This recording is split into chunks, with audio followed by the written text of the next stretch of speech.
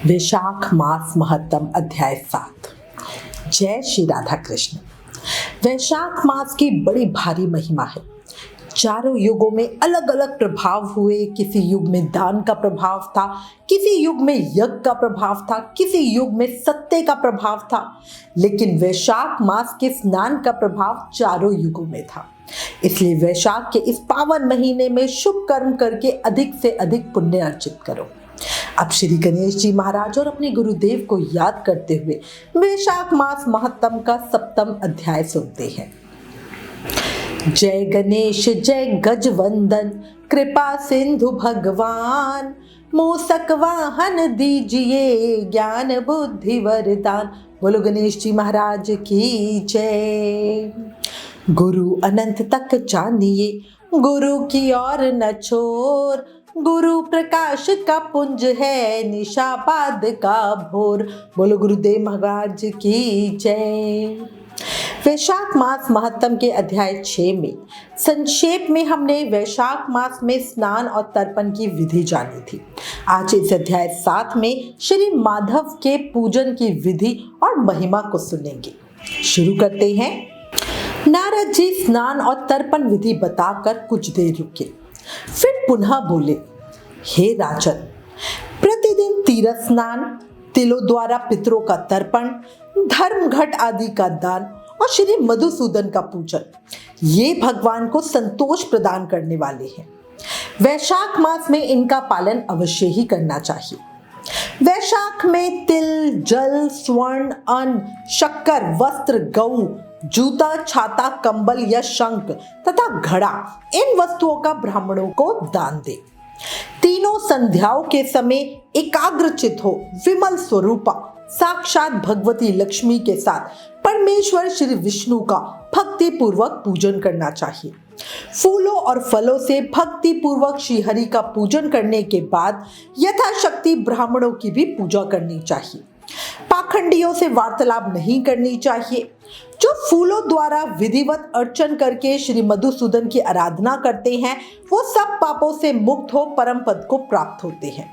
श्री नारद जी बोले, राजेंद्र सुनो, मैं संक्षेप से माधव के पूजन की विधि बतला रहा हूँ। राजन, जिनका कहीं अंत नहीं है, जो अनंत और अपार है, उन भगवान अनंत की पूजा विधि का भी अंत नहीं है। श्री हरि विष्णु का पूजन 3 प्रकार का होता है, वैदिक, तांत्रिक तथा मिश्र। तीनों ही बताए हुए विधान से श्री हरि का पूजन करना चाहिए।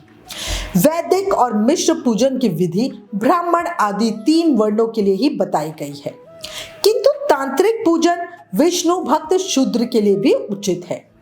साधक पुरुष को चाहिए कि वो शास्त्रों विधि का ज्ञान प्राप्त करके एकाग्रचित हो ब्रह्मचर्य का पालन करते हुए श्री विष्णु का विधिवत पूजन करे। भगवान की प्रतिमा 8 प्रकार की मानी गई है। शीलामयी, धातुमयी, लोहे की बनी हुई, लीपने योग्य मिट्टी की बनी हुई, चित्रमयी, बालू की बनी हुई, मनोमयी तथा मणिमयी। इन प्रतिमाओं की प्रतिष्ठा 2 प्रकार की होती है, एक चल प्रतिष्ठा और दूसरी अचल प्रतिष्ठा। चल प्रतिष्ठा होती है जिसमें प्रभु कहीं भी जा सकते हैं, और अचल होती है जो फिक्स होती है। राजन, भक्त पुरुष को चाहिए कि उसे जो कुछ भी सामग्री प्राप्त हो उसी से भक्ति भाव के साथ पूजन करे। प्रतिमा पूजन में स्नान और अलंकार ही अभिष्ट है, अर्थात भागवत विग्रह को स्नान कराकर पुष्प आदि से श्रृंगार कर देना ही प्रधान सेवा है। श्री कृष्ण में भक्ति भाव रखने वाला मनुष्य यदि केवल जल भी भगवान को अर्पित करे तो वो उनकी दृष्टि में श्रेष्ठ है। फिर गंध, धूप, पुष्प, दीप और अन्न आदि नैवेद्य अर्पण करने पे तो कहना ही क्या है। पवित्रता पूर्वक पूजन की सारी सामग्री एकत्रित करके कुशा का आसन बिछाकर उस पर बैठे। पूजन करने वाले का मुख उत्तर दिशा की ओर या प्रतिमा के सामने हो। फिर पाद, अर्ध, स्नान तथा पूजा आदि की व्यवस्था करें। उसके बाद कर्णिका और केसर से सुशोभित अष्टदल कमल बनावे और उसके ऊपर श्री हरि के लिए आसन रखे। तदंतर चंदन, खस, कपूर तथा अर्गजा यानी सुगंधित लेप या उपटन से सुगंधित जल के द्वारा मंत्र पाठ पूर्वक श्री हरि को स्नान कराए। वैभव हो तो प्रतिदिन इस तरह की व्यवस्था करनी चाहिए। स्वर्णधर नामक अनुवाक, महापुरुष विद्या, सहस्त्र शीर्षा आदि पुरुष सूक्त तथा साम वेदोक्त निरंजना आदि मंत्रों द्वारा प्रेम पूर्वक भगवान का यथा योग्य श्रृंगार करे। पुजारी श्रद्धा पूर्वक आचमनीय गंध, पुष्प, अक्षत तथा धूप आदि उपहार अर्पण करे। उसके बाद गुड़, खीर, घी, पूरी, मालपुआ, लड्डू, दूध और दही आदि नाना प्रकार के नैवेद्य अर्पित करे। पर्व के अवसरों पर सुगंधित लेप या उपटन लगाना, दर्पण दिखाना, दंत धावन कराना, अभिषेक करना, अन्न आदि के बने हुए पदार्थों का भोग लगाना, कीर्तन करते हुए नृत्य करना और गीत गान आदि सेवाएं भी करनी चाहिए। संभव हो तो प्रतिदिन ऐसी ही व्यवस्था रखनी चाहिए। पूजन के बाद इस प्रकार ध्यान करें, भगवान श्री विष्णु का श्री विग्रह श्याम वर्ण और तपाए हुए स्वर्ण के समान तेजस्वी है। भगवान के शंख, चक्र, गदा और पद्म से सुशोभित 4 भुजाएं हैं। उनकी आकृति शांत है। उनका वस्त्र कमल के केसर के समान पीले रंग का है। वो मस्तक पर किरीट, दोनों हाथों में कड़े, गले में यज्ञोपवीत तथा उंगलियों में अंगूठी धारण किए हुए हैं। उनके वक्षस्थल में श्रीवत्स का चिन्ह है। कौस्तुभ मणि उनकी शोभा बढ़ाते हैं तथा वो वनमाला धारण किए हुए हैं। इस प्रकार ध्यान करते हुए पूजन समाप्त करके घी में डुबोई हुई समाधियों तथा हविष्य द्वारा अग्नि में हवन करें। तदंतर पुनः भगवान को पूजन करके उन्हें प्रणाम करें और पार्षदों को नैवेद्य अर्पण करें। उसके बाद मुख शुद्धि के लिए सुगंधित द्रव्यों से युक्त तांबुल निवेदन करना चाहिए। फिर छोटे बड़े पौराणिक तथा अवार्चनीय स्तोत्रों द्वारा भगवान की स्तुति करके भगवान प्रसन्न होइए, भगवान प्रसन्न होइए इस प्रकार कहकर प्रतिदिन दंडवत प्रणाम करें। अपना मस्तक भगवान के चरणों में रखकर दोनों भुजाओं को फैलाकर परस्पर मिला दे और इस प्रकार कहें, हे परमेश्वर, मैं मृत्यु रूपी ग्रह तथा समुद्र से भयभीत होकर आपकी शरण में आई हूँ, आप मेरी रक्षा करें। इसके बाद भगवान को अर्पण की हुई प्रसाद माला आदि को आदर पूर्वक सर पर चढ़ाएं तथा यदि मूर्ति विसर्जित करने योग्य हो तो उसका विसर्जन करें। ईश्वरीय ज्योति को आत्म ज्योति में समर्पित कर ले। प्रतिमा आदि में जहां भगवान का चरण हो वहीं श्रद्धा पूर्वक पूजन करना चाहिए तथा मन में ये विश्वास रखना चाहिए कि जो संपूर्ण भूतों में तथा मेरी आत्मा में रम रहे हैं वो सर्वात्मा परमेश्वर इस मूर्ति में विराजमान है। इस प्रकार वैदिक तथा तांत्रिक क्रिया योग के मार्ग से जो भगवान की पूजा करते हैं वो सब और से अभिष्ट सिद्धियों को प्राप्त होते हैं।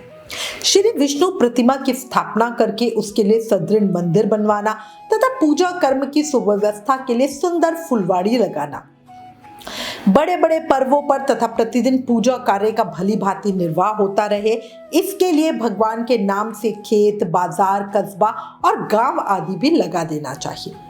ऐसा करने से मनुष्य भगवान के सायुज्य को प्राप्त होता है। भगवत विग्रह की स्थापना करने से सर्वभौम यानी सम्राट के पद को, मंदिर बनवाने से तीनों लोकों के राज्य को, पूजा आदि की व्यवस्था करने से ब्रह्मलोक को तथा इन तीनों कार्यों के अनुष्ठान से मनुष्य भागवत सायुज्य को प्राप्त कर लेता है। केवल अश्वमेध यज्ञ करने से किसी को भक्ति योग की प्राप्ति नहीं होती। भक्ति योग को तो वही प्राप्त करता है जो पूर्वोक्त रीति से प्रतिदिन श्री हरि की पूजा करता है।